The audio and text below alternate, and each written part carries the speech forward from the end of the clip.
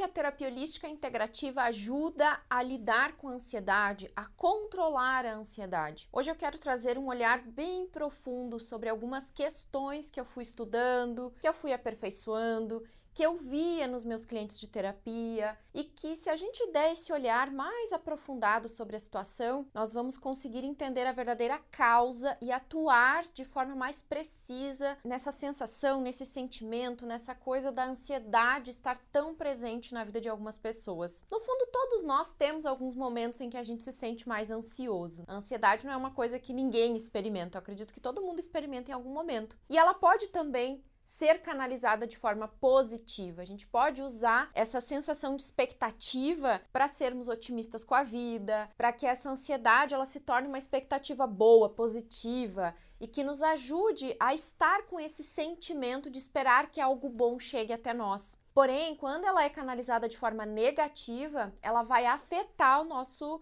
nível de consciência, o nosso estado de consciência maior, vai acabar afetando também e trazendo consequências não tão positivas. Quando a ansiedade é alimentada por muito tempo, ela se transforma num transtorno, né, numa síndrome do pânico, em algo mais que vai representar quase que como uma doença mesmo na vida de muitas pessoas, porque vai afetar a nível físico. Mas antes de chegar no físico, a gente já pode tratar sobre o olhar das terapias holísticas integrativas atuando de forma inteira, integral, né, no todo, ou seja, lá no espiritual, no mental e no emocional, para que não vire um transtorno e não se torne algo físico mesmo, né, que afete a sua vida fisicamente falando. Então vem comigo para a gente falar mais sobre esse tema. Eu já tenho alguns vídeos no canal falando sobre ansiedade, mas hoje eu peguei alguns pontos um pouco diferentes e eu quero trazer até uma leitura aqui interessante que pode te ajudar para essa questão. Então vamos juntos para a gente aprofundar esse tema hoje.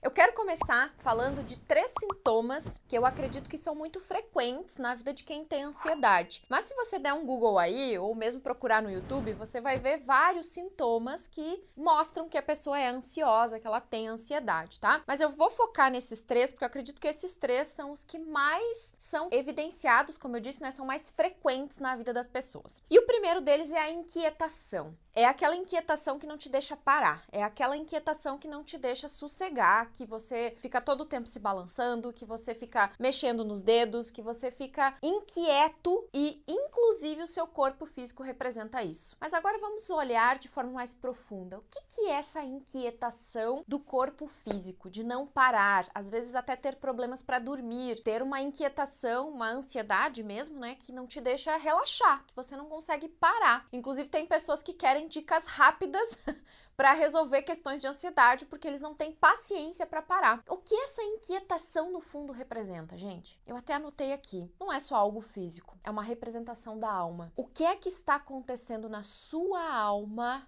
que está te deixando inquieto? Pare por 10 segundos e se faça essa pergunta. Por que minha alma está inquieta? Muitas vezes eu via no consultório que essa inquietação era um desejo, uma busca por algo mais. Geralmente é uma representação de pessoas que não estão encontrando um rumo na sua vida, que não sabem o propósito que tem, né, que vieram para cumprir aqui sua missão, seu propósito. Normalmente, pessoas com síndrome do pânico, que já é um estágio avançado da ansiedade, elas não sabiam exatamente o porquê elas estavam nesse mundo. E se a gente for mais além ainda, a gente vai perceber que essas pessoas, elas querem ser uma representação de alguém, mas elas não sabem se identificar com elas mesmas. Às vezes, o que você precisa é olhar para todas as pessoas ao seu redor, para o mundo ao seu redor e assumir: sinto muito, este sou eu. Você gostando de mim ou não, você achando que eu sou incrível ou não, você reconhecendo o que de bom eu tenho para te dar ou não, este sou eu. Essa inquietação que muitas vezes a gente sente, às vezes já com a ansiedade presente ou não, é um desejo de você mostrar para o mundo quem você de fato é. Você sabe quem você é? Tirando todas as representações daquilo que esperam de você. Se você for você, nesse exato momento, quem você é? Muitos não sabiam me responder isso no consultório. Eu não sei, Kátia. Eu só sei ser a mãe da fulana, eu só sei ser a esposa ou marido do cicrano, eu só sei ser essa pessoa que as pessoas esperam que eu seja. Por muito tempo, gente, contando um pouquinho da minha história pessoal, quem me acompanha há um tempo já sabe, mas por muito tempo eu fui a filha da Emilda, que tratava de todos os assuntos da mãe. O nome da minha mãe é Emilda, tá? Por muito tempo eu só era a filha da Emilda. Eu não era filha do Sérgio, do meu pai, porque eu excluí meu pai muito tempo da minha vida e hoje, até hoje, eu preciso fazer esse retorno, né, para buscar a força do pai, porque o meu pai sempre foi muito presente na minha vida, mas eu excluí ele da minha vida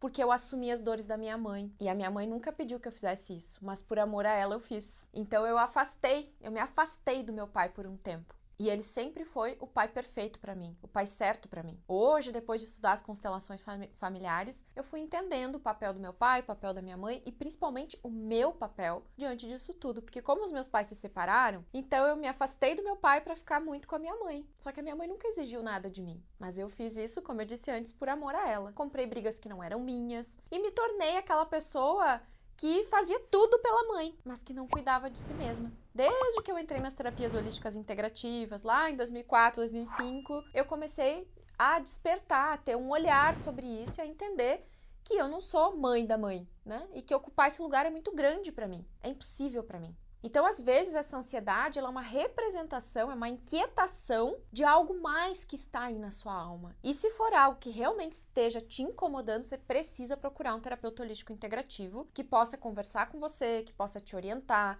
que possa fazer um mergulho para dentro dessas questões, para você de fato entender o que é que está acontecendo na sua alma que faz você ser uma pessoa inquieta diante da vida. Aos poucos, fazendo tratamentos também, porque eu nunca parei de fazer terapia, eu fui tendo essa compreensão maior, né, de que eu precisava tomar a força da minha mãe e vê-la como grande, porque ela é maior do que eu, ver meu pai como grande, é maior do que eu. Eu não sou maior ou melhor do que eles em muitas coisas, sou melhor para mim mesma. Tenho que ser melhor por mim e para honrar a vida que recebi deles. Só que veja bem, pela lei da ordem, da hierarquia, quem veio antes sempre é maior. Por que os nossos pais são maiores? Porque mesmo que a gente não existisse, ainda assim eles estariam vivos. Eles não precisam de nós para sobreviver. E quando há essa inversão de papéis, também há uma desordem, porque tem pais que fazem isso com os filhos. Colocam os filhos como a sua razão de viver. E quando fazem isso, criam desequilíbrio, criam desordem. Porque os nossos filhos não são a nossa razão de viver. A razão de viver são os nossos pais. Eles nos deram a vida. Você não pode jogar essa responsabilidade para os filhos. Seus filhos vieram depois. Você tem força para dar para eles. Não é eles que têm que dar força para você. E isso também é uma quebra de paradigmas muito grande, né? Porque a gente precisa deixar os filhos livres para a vida. Os filhos estão aqui para servir à vida, não aos pais. Embora os filhos vão nos ajudar na velhice, embora vão nos apoiar quando ficarmos velhos ou doentes ou precisarmos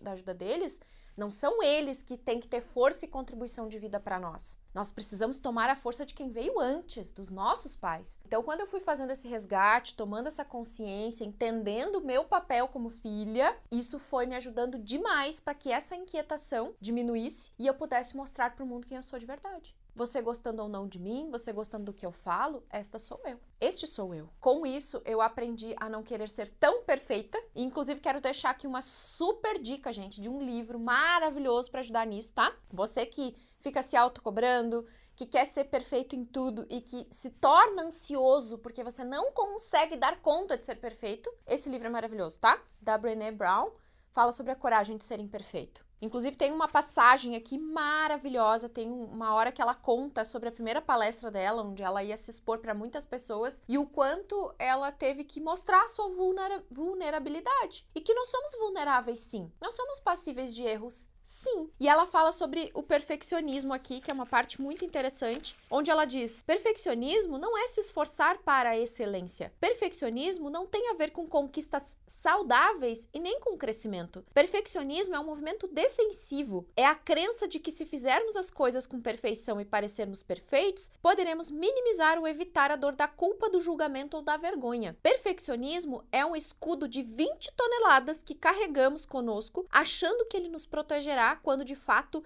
é aquilo que realmente nos impede de sermos vistos. E ainda diz, perfeccionismo não é autoaperfeiçoamento. Perfeccionismo é, em essência, tentar obter aprovação. Você tenta ser perfeito para ser aprovado, mas você nunca vai ser perfeito o suficiente para ser aprovado. Porque a perfeição é algo inatingível. E isso também é uma das causas da ansiedade. Você querer ser perfeito, você querer estar num lugar em que você não dá conta de estar ali. Quando eu queria ser mãe da mãe, eu nunca ia dar conta disso. Porque o destino da minha mãe foi traçado por ela. Ela fez escolhas. E ela precisa assumir as escolhas que fez. Então, meu papel como filha é concordar com o destino dela e com as escolhas que ela fez. E não querer mudar a realidade dela. E às vezes a gente leva isso para todos os setores da vida. Aí, dentro do seu trabalho, você quer ocupar lugares que não são seus, para achar que assim você vai ser visto, quando na verdade as pessoas não vão gostar de você, vão te julgar, vão te criticar, porque você não tá fazendo o melhor que você pode fazer do seu lugar, do lugar que você ocupa. E aí você quer ser alguém que você não é para contentar os outros. Isso também gera ansiedade. Então,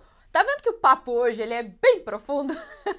Não dá para falar desse tema falando de coisas tão simples, gente. Só de sintoma, só de coisas corriqueiras do dia a dia. Isso são camadas, né, que vão começando a se descortinar à medida que eu assumo. Então, o primeiro passo nesse processo é você assumir. Ei, sou ansioso. Ei, eu tenho uma inquietação. Ei, eu quero ser perfeccionista, eu me autocobro. E a autocobrança tem muito a ver com ocupar lugares que você não dá conta. E aí você tem que sustentar esses lugares e você não aguenta isso. E aí você se cobra e você não consegue nem assumir aquele lugar e muitas vezes nem realizar as coisas que você gostaria, porque você está sempre fazendo com o olhar no outro. E se eu estou sempre fazendo preocupado com o outro, com o que o outro vai pensar, com o que o outro vai achar, eu não vou conseguir levar a contribuição de vida, porque o foco está no meu próprio umbigo, em eu ser perfeito para os outros e não em fazer o meu melhor para contribuir com a vida do outro. Nosso olhar tem que ser: eu estou aqui disponível para contribuir com a vida de alguém. Eu estou aqui disponível porque eu estou a serviço da vida, não a serviço das pessoas. É da vida. E nesse caminhar sobre a vida, eu encontro pessoas que estão na mesma sintonia que eu.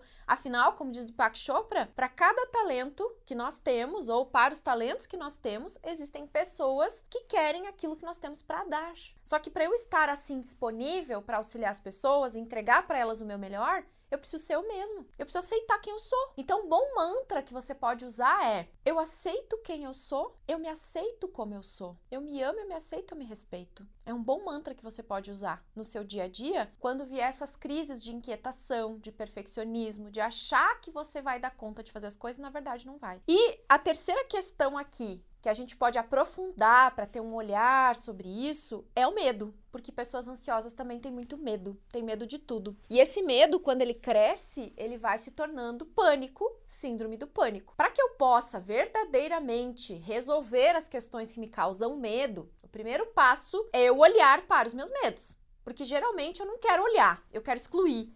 Eu tenho medo, sai medo. Eu tenho medo disso, medo, vai embora. Não, gente. Tudo que você exclui se torna grande. Por quê? Lei do pertencimento. Tudo pertence.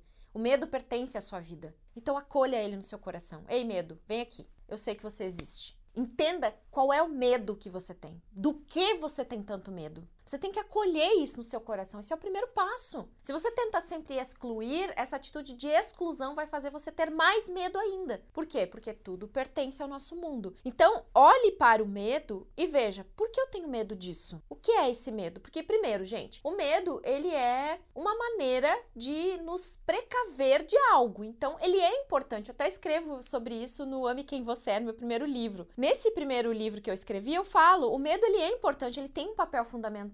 Por exemplo, se você tá na beira de um abismo e você não tem medo de cair, você vai se jogar e vai morrer. Então, ele tem o seu papel. Porém, quando a gente trava por causa do medo, e eu já falei muito disso em alguns vídeos por aqui, aí nós temos que ter um olhar mais aprofundado sobre o assunto. O que tá acontecendo que tá me travando? E aí, quando você tem entendimento de qual medo que medo é esse, agora eu posso buscar o conhecimento para resolver esse medo. Porque o medo, ele sempre vem pela falta de conhecimento. O medo, ele vem pelo desconhecido. Quando eu conheço, eu começo a ter fé, porque medo e fé estão na mesma frequência, porém em polaridades diferentes, porque medo e fé fazem a gente acreditar no que não existe. Geralmente, 95% dos nossos medos nunca vão acontecer, são fantasias que nós criamos, porque ou estão no passado, porque nós temos medo de algo que já aconteceu, ou esse medo está no futuro, ou seja, ainda não aconteceu, ou seja, não está no meu momento presente, ele não existe, porque ou já aconteceu ou vai acontecer. Não faz sentido a gente ficar vibrando no medo quando ele não existe ainda. Mas por que a gente vibra no medo? Porque não tem conhecimento. Então, identifique o medo e vá em busca do conhecimento para resolver esse medo. É simples o processo. Ele não é difícil. Nós tornamos difícil, porque